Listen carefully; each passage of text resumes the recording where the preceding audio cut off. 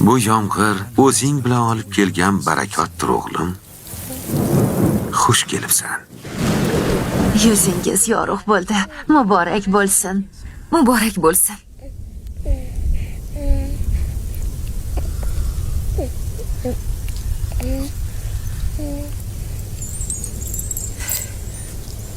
Bizga bergan ne'matlari uchun Allohga shukr aytaman.